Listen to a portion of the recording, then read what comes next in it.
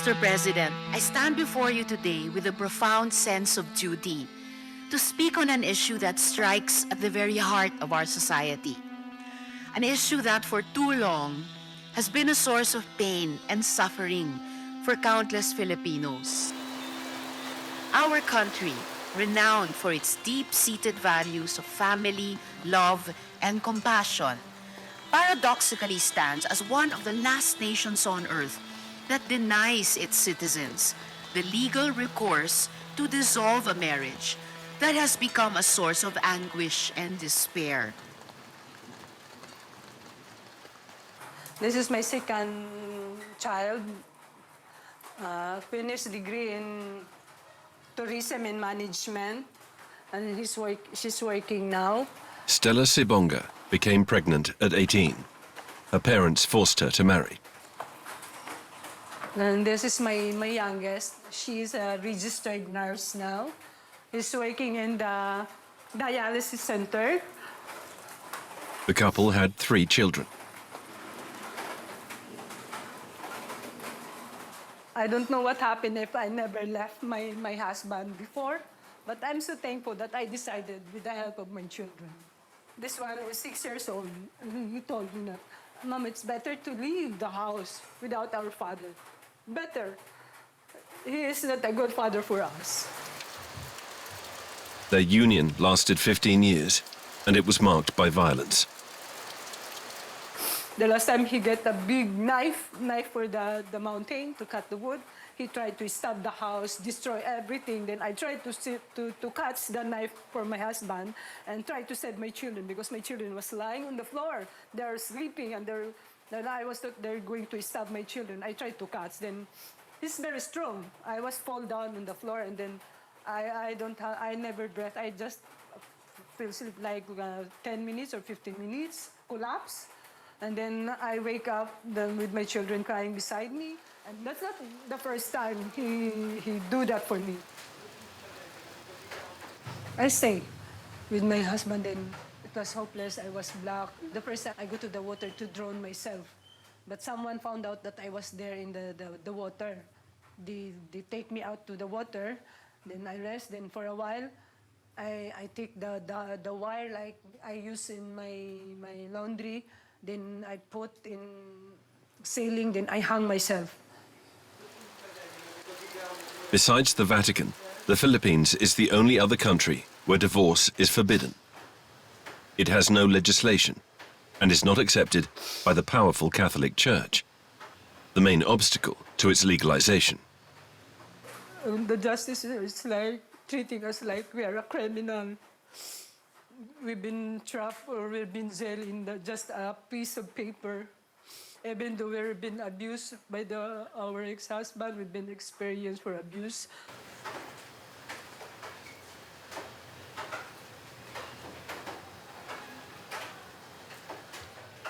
We are just only hoping the divorce. Because this is the way that we can get our freedom or justice for us that been experienced from our past or from the abusive relationship. Stella separated 12 years ago and decided to go from being a victim to an activist. She has joined a coalition of associations fighting for divorce. This is the name of our coalition, Divorce Pilipinas Coalition. Some of them need the divorce, some of them are not. But if you're happy in the marriage, you can stay. What about the people who've been trapped for a long time? That's why we just only hope the divorce in the Philippines. We call this one Divorsyong Pilipino para sa bagong Pilipinas. Divorsyong Pilipino para sa bagong Pilipinas. Free us! Free us! Free us! Divorce is my human right.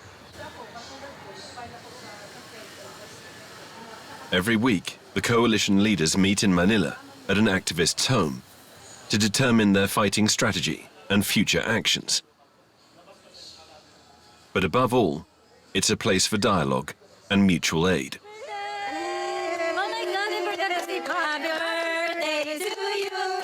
Happy birthday to you.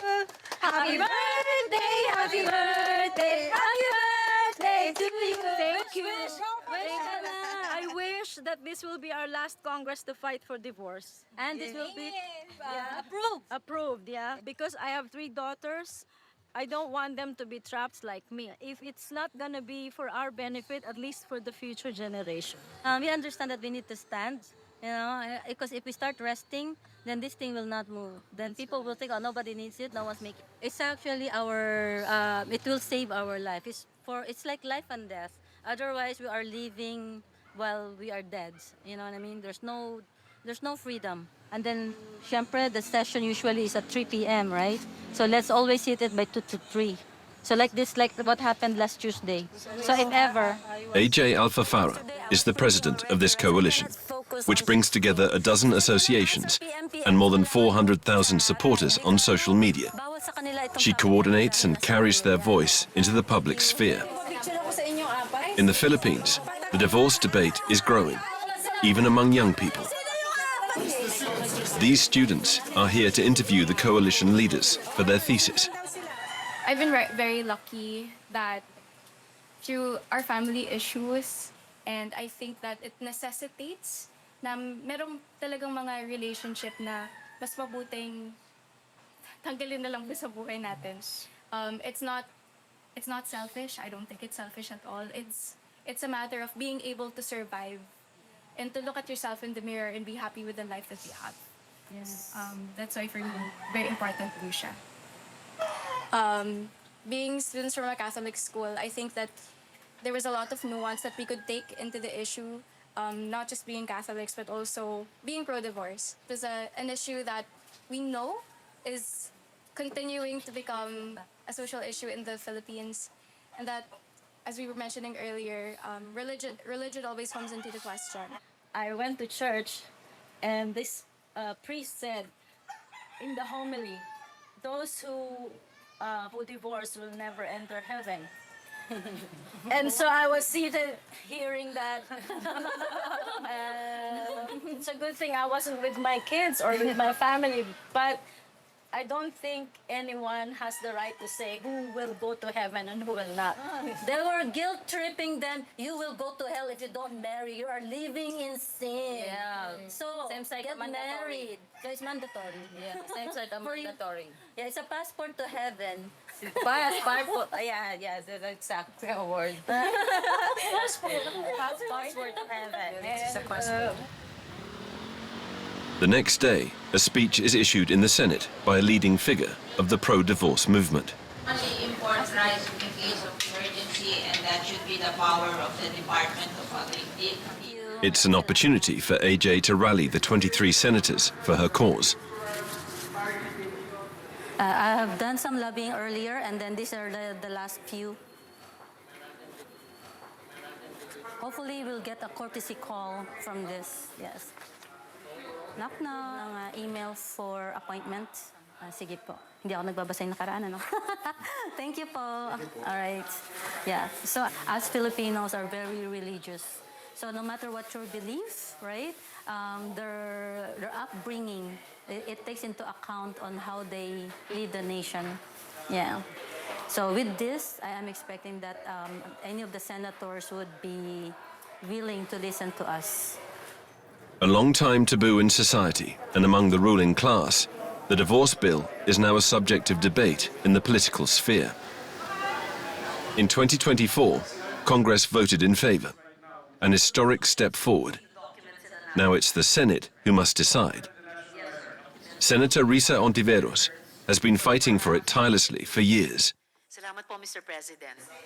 Mr. President, distinguished colleagues, and fellow Filipinos, while we pride ourselves on being a bastion of faith and tradition, we must also recognize that our laws must evolve to reflect the realities faced by our people. We are such a patriarchal and sexist society. We've had different forms of pressure from the different churches and faith communities. And I would say especially from the Catholic Church hierarchy, because it is the dominant church here. I live with the contradictions. I was baptized a Catholic, and I'm also a woman. I was born a woman, even before I was baptized Catholic. And for me, those are two essential identities. Sometimes they live well together, and sometimes they don't. Sometimes they conflict. Most of the advocates, and statistically we know most of the people who need a divorce or dissolution of marriage law are women. And again, I'm a woman, and for me, my first loyalty has to be to fight for what women need. For 19 years, women have been fighting against a society organized by and for men. Even if the battle is far from won, it's never been so close to success.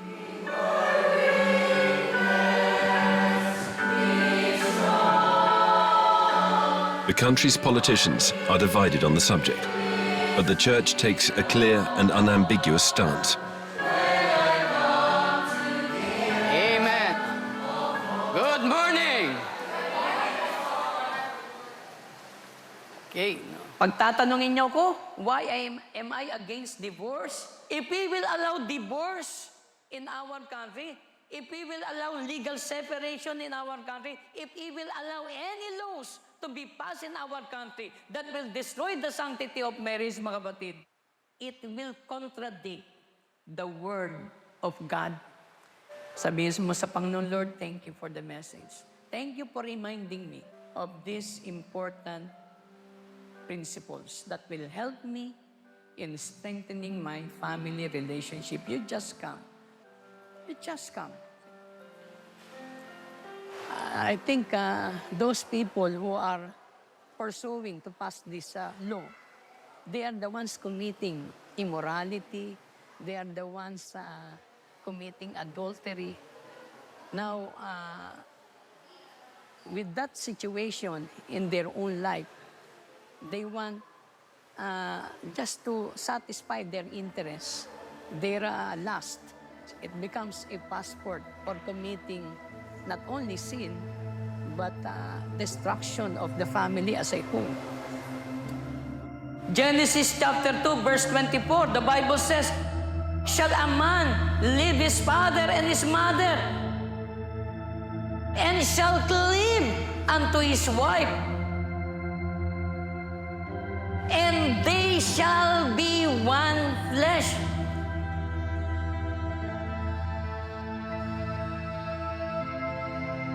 Till death do us part. Only one for life. One husband for life. One wife for life.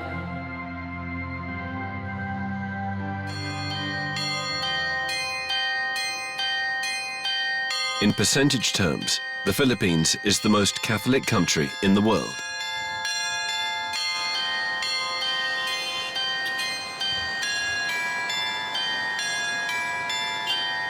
Abortion is illegal. In 2012, the Church radically opposed the enactment of a law ensuring access to contraception and family planning.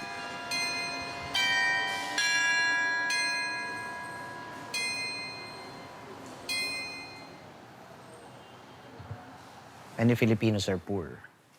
Many Filipinos actually find the system so hopeless.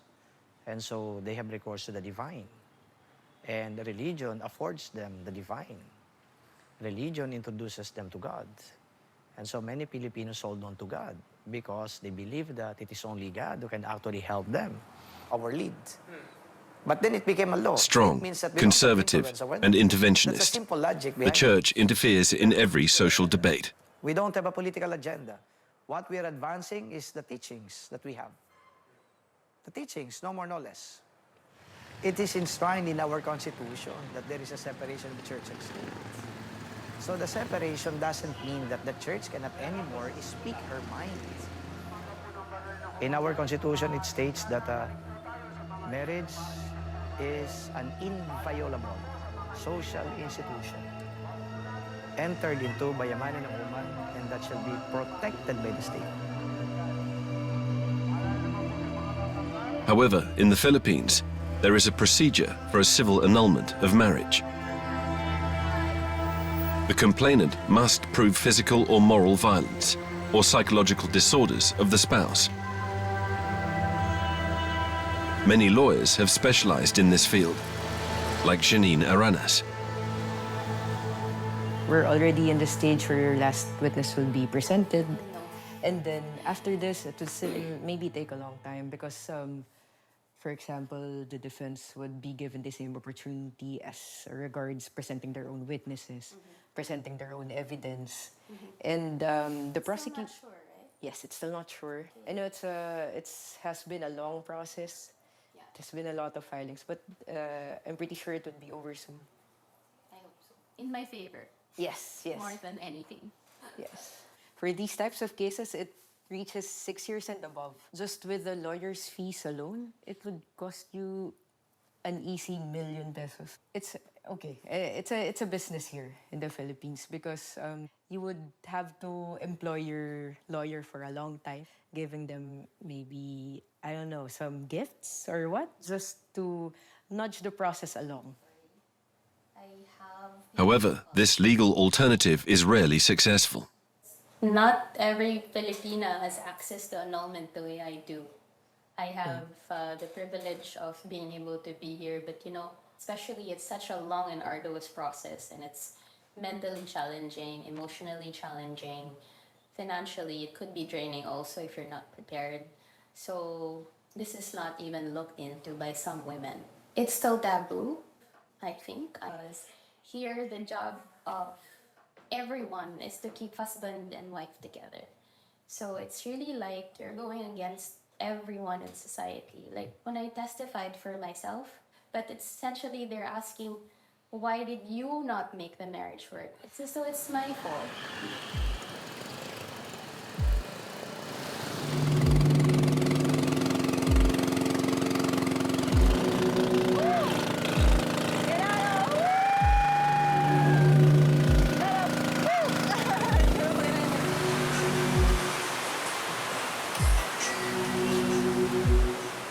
Of them. The reason why we live, we're still alive, we get up in the morning, we try to find a way how can we survive because of them.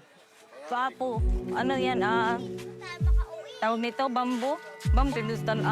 Abandoned by her mother aged 5, Michelle survived by working in the fields and finding food in rubbish bins.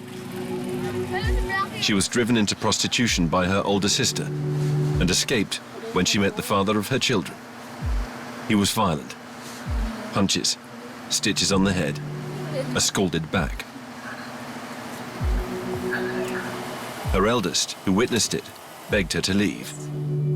Today, she lives with her 4 daughters and makes a living by selling cakes. I wouldn't want to force them to the things. She also campaigns within the pro-divorce coalition. Maria Cristina, a woman trapped in her marriage, contacted her through social media. They are meeting for the first time, and she welcomes her into her home.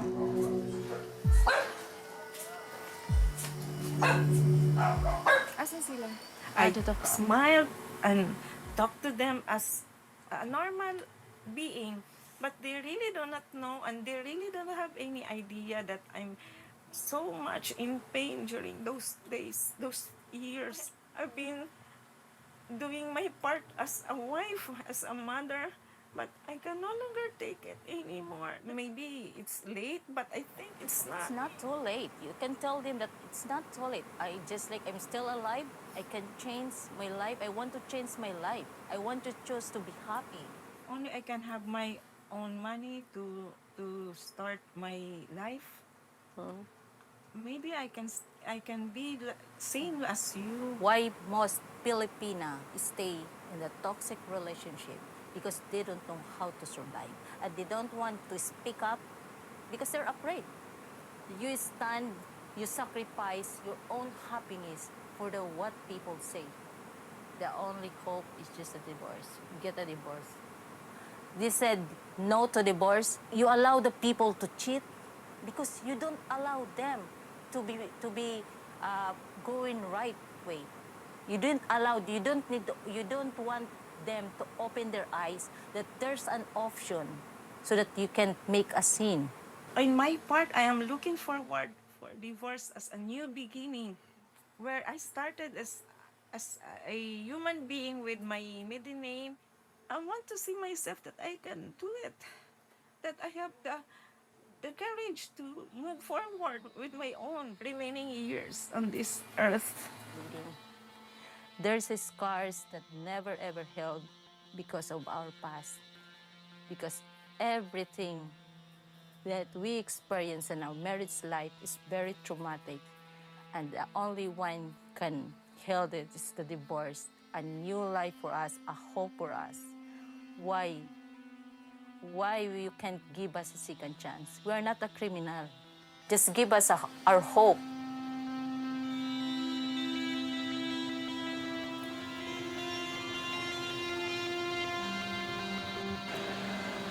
We are at Congress. In May 2024, by a small margin, its members approved the divorce bill. Father Jerome Siciliano, the Catholic Church spokesman, frequently comes by to maintain his ties with members, like Jude Asidra, who voted against it. So here, thank you so much for accommodating me. And I hope this is going to be a fruitful discussion about some, well, public policies, which you know very well are also affecting the church. Okay, so maybe we can talk about divorce. Okay, you know, divorce is a very contentious issue. So it's brewing in the House of Representatives, and in fact, you voted already. The House of Representatives voted on it already. No, the fight is far from over. Okay, so thank you, because you are not a fan of it. Okay, so Congressman is not a fan of divorce. So I think I have an ally here. And that's why we decided that the other congressmen not to also stop and keep on reminding our friends in the Senate about these positions that we've taken in reference to the divorce bill.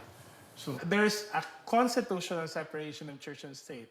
But we're very clear that the constitutional separation of church and state was originally designed to keep the state out of religion rather than religion out of faith, right? And I think the church should always have a political agenda, and that agenda is to build a family that reflects the love of God in our time.